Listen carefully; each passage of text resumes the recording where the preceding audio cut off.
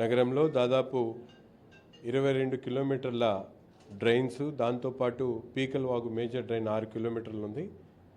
ప్రతి వర్షాకాలం ముందు ఈ డ్రైన్స్ షిల్టేషన్ కార్యక్రమాన్ని కార్పొరేషన్ అధికారులు పెద్ద ఎత్తున చేపడుతున్నటువంటి పరిస్థితి ఉన్నాయి.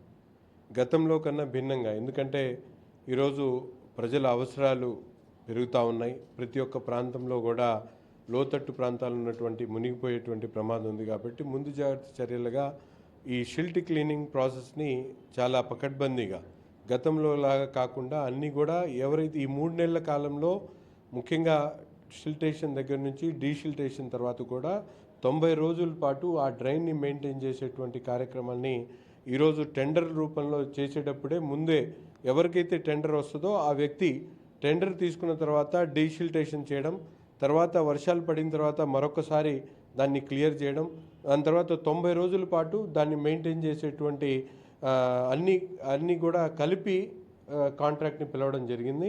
ఈ 22 కిలోమీటర్లతో పాటు మేజర్ కాలువగా ఉన్నటువంటి పీకల్వాగు కాలువ 6 కిలోమీటర్లు, ఈ మొత్తం 28 కిలోమీటర్లు గాను 4 కోట్ల రూపాయలు, సుమారుగా 4 కోట్ల రూపాయలతో డీషిల్టేషన్ ప్రాసెస్ని చేపట్టడం జరుగుతూ ఉంది.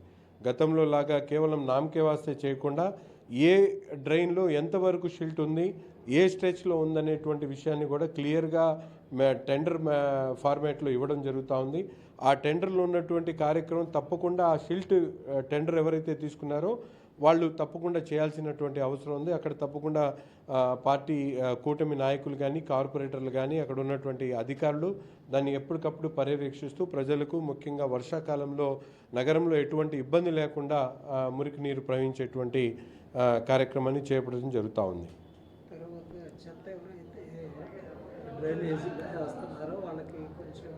అదే ముఖ్యంగా నగర ప్రజలకు ఈ సందర్భంగా ఒకటే విన్నవిస్తూ ఉన్నాం.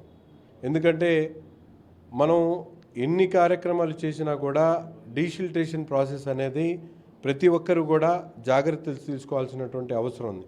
నా ఇంటి ముందు ఉన్నటువంటి కాలువ దగ్గర నుండి నగరంలో ఉన్నటువంటి మురికి నీరు ప్రవహించేటువంటి పీకల్వాగు వరకు ప్రతి ఒక్క ప్రాంతంలో నివసిస్తున్నటువంటి వ్యక్తి కూడా కాలువలో ఏ వ్యర్థాన్ని వేయాలనేటువంటి ఆలోచన చేయకుండా కేవలం మురికి నీరు, వర్షపు నీరు ప్రవహించడానికి మాత్రమే వాటిని వినియోగించాలి తప్ప, ఈరోజు కొంతమంది వ్యాపారస్తులు అవగాహన లేక అజాగ్రత్తతో కొన్ని వస్తువులు డ్రైన్స్లో పడేయడం జరుగుతూ ఉంది. దాని మీద ఎంత చక్కగా ఈ కార్యక్రమాన్ని పూర్తి స్థాయిలో నెరవేర్చినప్పటికి కూడా తిరిగి కొన్ని రోజులకే ఆ షిల్ట్ ఫామ్ అయిపోయి మేజర్ కాలువలన్నీ కూడా డ్రైన్ అన్నీ కూడా షిల్టేషన్ ఫామ్ అవుతున్నటువంటి పరిస్థితి ఉన్నాయి.